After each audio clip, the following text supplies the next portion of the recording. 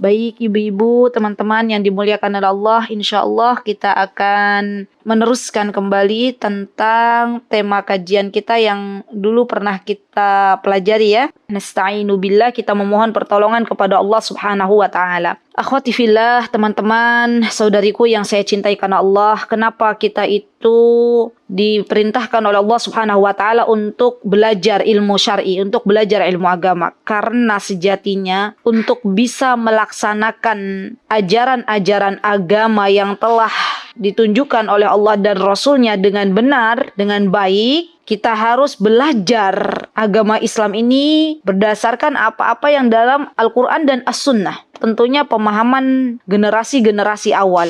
Karena sejatinya apa yang disampaikan oleh Nabi kita Muhammad SAW dan apa yang telah difirmankan oleh Allah Azza wa Jalla itu semuanya sebagai panduan di dalam kehidupan kita. Dan dari mana kita mengetahui panduan hidup kita? Dari banyak duduk di majelis ilmu, dari banyak belajar ilmu agama. Dan kita hari ini akan belajar lebih dalam lagi sesungguhnya apa yang dimaksud dengan ilmu syar'i. Imam Al-Qurtubi, teman-teman, beliau pernah menjelaskan di dalam kitab beliau, kata beliau bahwasanya yang namanya ilmu syar'i, yang namanya menuntut ilmu itu terbagi hukumnya menjadi dua. Yang pertama, hukumnya adalah wajibnya, seperti misalnya kita belajar tentang sholat, kita belajar tentang saum, puasa, atau kita misalnya belajar tentang bagaimana mengenal Allah Subhanahu wa ta'ala melewati nama-nama Allah yang indah, sifat-sifat Allah yang mulia. Karena semakin kita kenal Allah Subhanahu wa ta'ala, maka kehidupan kita akan semakin terarah, kehidupan kita akan semakin bermakna, dan pastinya barang siapa yang mengenal Allah Subhanahu wa ta'ala, maka Allah akan berikan kehidupan yang baik, kehidupan yang bahagia kepada hamba-hambanya. Ini adalah ilmu yang wajib. Yang kedua, kata Imam Al-Qurtubi, yang namanya menuntut ilmu itu ada hukumnya fardu kifayah. Fardu kifayah artinya kalau kita pernah belajar, apabila dikerjakan oleh salah satu, maka gugur kewajibannya. Contohnya misalnya apa? Di antaranya contohnya misalnya ada sebagian orang yang mempelajari ilmu kedokteran. Nah, misalnya itu adalah fardu kifayah. Tidak semua orang belajar ilmu kedokteran, tapi ada juga yang dia belajar ilmu lain. Ada orang yang belajar misalnya tentang hukum had, ya, misalnya tentang kalau dalam Islam ada kayak kisos, ada kayak cambuk, ada kayak potong tangan, ya. Misalnya dia belajar tentang ilmu-ilmu had, berarti dia nanti jadi hakim. Nah, ini juga sama hukumnya fardu kifayah. Tidak semua diri kita wajib untuk mempelajari ilmu-ilmu had atau ilmu-ilmu kedokteran. Nah, teman-teman, setelah kita tahu bahwasanya yang namanya menuntut ilmu itu adalah wajib, ada yang namanya fardu ain, seperti tadi mengenal Allah, salat, maka yang perlu kita ketahui selanjutnya adalah pengertian ilmu syar'i. Yang namanya ilmu itu adalah lawan dari kebodohan. Al-ilmu, ilmu itu artinya adalah pengetahuan. Lawannya adalah sesuatu yang tidak tahu, atau lawannya adalah kebodohan. Dan mengetahui sesuatu itu kita harus mengetahuinya dengan pasti, bukan dengan ikut-ikutan, ya. Karena yang namanya ilmu itu nanti ada dibagi, kalau kita rujuk kitabnya Syekh Utsaimin, yang namanya tingkatan ilmu, ya, itu ada pada diri kita dengan 6 tingkatan. Yang pertama, kita mengetahui sebuah ilmu dengan pengetahuan yang benar-benar pasti. Kita tahu di mana misalnya tentang sholat nih, kita paham, oh iya, sholat itu ada perintahnya dari Allah di dalam Al-Quranul Karim, wa aqimus shalah. Oh iya, ada dalam hadis Nabi, misalnya buniyal Islamu ala khams, syahadatu alla ilaha illallah, di situ ada wa iqamus shalah. Islam dibangun di atas 5 perkara. Di antaranya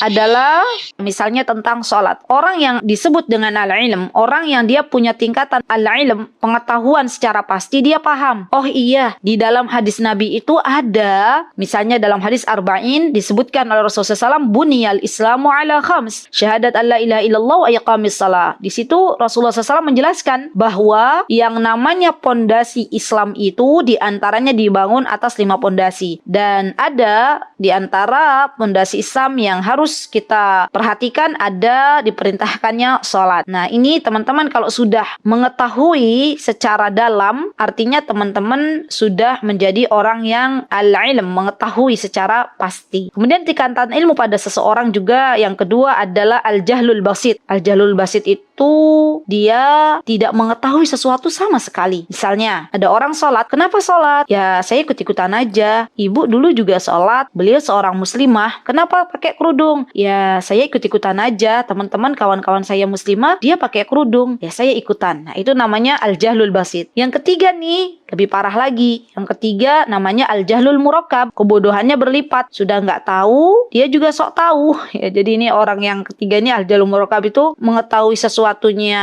tidak pasti, tidak tahu ilmunya, tapi dia berusaha untuk berbicara sesuatu yang dia tidak tahu. Jadi orang yang seperti ini justru terkadang lebih membahayakan karena dia mengedepankan kebodohannya dan tidak mengedepankan ilmunya. Yang keempat nih teman-teman, ada namanya al-wahm. Wahm ini apabila diri kita mengetahui sesuatu dengan kemungkinan salahnya lebih besar daripada benarnya. Misalnya, kemungkinan salahnya 70% dan kemungkinan benarnya 30%. Ini namanya al-wahm. Dan yang kelima ada asyak. Asyak itu kalau bahasa Indonesianya ragu. Misalnya, kita mengetahui sesuatu dalam keraguan. Kemungkinan benar dan salahnya sama-sama 50%. Ya. Dan yang keenam adalah adzan. Adzan ini dia mengetahui sesuatu yang kemungkinan benarnya lebih besar daripada salahnya. Jadi kemungkinan benarnya kalau lawannya al-wahm berarti kemungkinan benarnya 70%, kemungkinan salahnya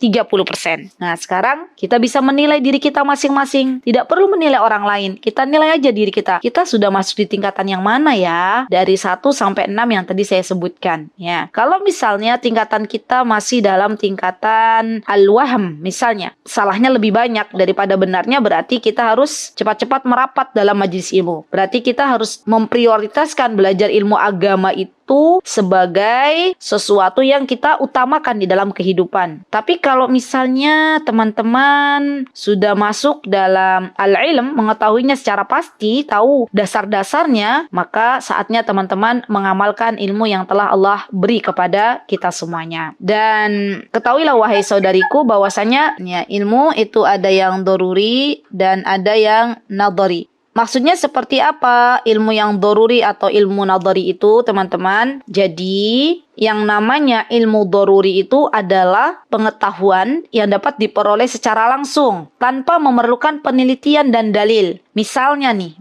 kita sepakat ya bahwa api itu panas. Anak kecil aja tahu kalau api itu panas tanpa harus meneliti karena memang sudah diketahui oleh khalayak ramai bahwa api itu panas. Nah, ini namanya ilmu doruri. Ilmu nadhari adalah pengetahuan yang bisa kita peroleh nih teman-teman dengan cara melakukan penelitian, dengan cara mengetahuinya secara detail, tahu dalil-dalilnya, tahu misalnya yang namanya mau beribadah itu harus butuh niat, ya. Itu semuanya adalah masuk dalam ilmu nadhari. Jadi kita harus belajar lebih dalam lagi. Nah, kemudian yang namanya ilmu juga kata Syekh Utsaimin ada pembagian lagi ya. Yang pertama kata beliau ada yang namanya ilmu aini. Ada yang namanya ilmu kifai. Nah, ini penting juga ya teman-teman, hampir sama sih pembagiannya seperti tadi fardu ain sama fardu kifayah. Ya, ilmu aini itu seperti misalnya ilmu yang wajib kita ketahui sebagai seorang muslimah. Misal, contoh ya teman-teman, kita kan sebagai seorang muslimah tuh ada masa-masa haid ya kan, ada masa nifas. Nah, kita bagi seorang muslimah harus tahu bagaimana sih cara mandi besar yang diajarkan oleh Nabi kita Muhammad SAW. Bagaimana bersuci, tohar misalnya dari berbagai macam hadas misalnya atau berbagai macam najis misalnya, atau misalnya bagi teman-teman yang mau melaksanakan ibadah haji misalnya ya, harus tahu juga apa sebenarnya ilmu yang telah diajarkan oleh Nabi kita Muhammad SAW tentang ibadah haji ini. Kan sayang ibadah haji di Indonesia terkadang harus menunggu waktu yang lama dan membutuhkan sebuah perjuangan yang luar biasa ya, subhanallah. Tidak seperti kami dulu waktu belajar studi masih di Timur Tengah, kalau mau haji tahun ini ya kita berangkat. Nah kan sayang kalau misalnya sudah waktunya untuk berhaji, diberikan kesempatan oleh Allah untuk berhaji, tapi belum tahu ilmunya, maka wajib baginya untuk belajar lebih dalam lagi. Apa sebenarnya ilmu yang mesti saya pelajari sebelum beramal, sebelum menunaikan ibadah haji? Atau misalnya teman-teman yang akan menunaikan ibadah umrah misalnya, maka harus belajar dulu bagaimana sih tata cara umrah yang diajarkan oleh Nabi kita Muhammad Sallallahu Alaihi Wasallam. Nah, ini namanya ilmu aini. Nah, yang kedua kata Syekh Utsaimin ada namanya ilmu kifai. Ilmu kifai itu sama hampir mirip dengan yang tadi fardu kifayah ya.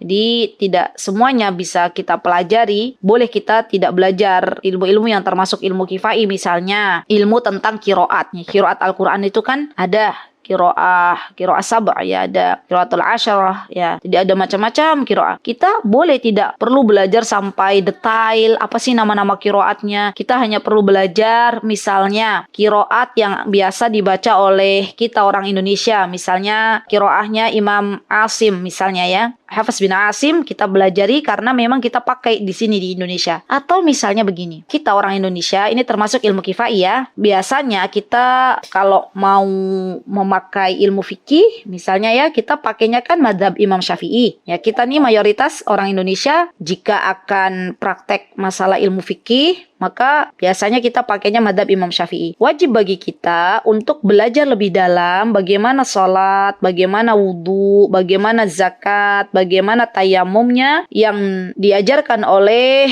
Rasulullah SAW pastinya dan diambil oleh Imam Syafi'i. Dan tidak perlu kita belajar ilmu-ilmu yang diajarkan oleh 3 imam madhab lainnya seperti madhab Hambali, madhab Hanafi, dan madhab Hanafi dan Maliki, yaitu tidak perlu kita pelajari. Kalau misalnya mau kita belajar, boleh nggak? Boleh, karena dengan keberagaman, subhanallah kita akan lebih menghargai satu sama lain. Nah, teman-teman yang dimuliakan oleh Allah Subhanahu wa taala, setelah kita mengetahui apa tingkatan-tingkatan ilmu pada diri kita masing-masing dan apa pembagian dari ilmu itu sendiri, kemudian kita akan belajar lagi teman-teman. Sesungguhnya yang namanya ilmu itu, ya ilmu syar'i yang kita cari itu adalah ilmu yang bermanfaat. Kalau tidak bermanfaat teman-teman, kalau ilmu itu tidak kita amalkan, maka di sisi Allah Subhanahu wa taala tidak ada apa-apanya. Minta kepada Allah Subhanahu wa taala senantiasa untuk benar-benar Allah menganugerahkan kepada kita ilmu yang bermanfaat. Sering-sering berdoa, Allahumma inni as'aluka ilman nafi'an wa rizqan thayyiban wa amalan mutaqabbalan. Atau teman-teman bisa juga baca, Allahumma fa'na bima 'allamtana wa zidna ilman tanfa'una bih. Atau yang pendek, Rabbi zidni ilma.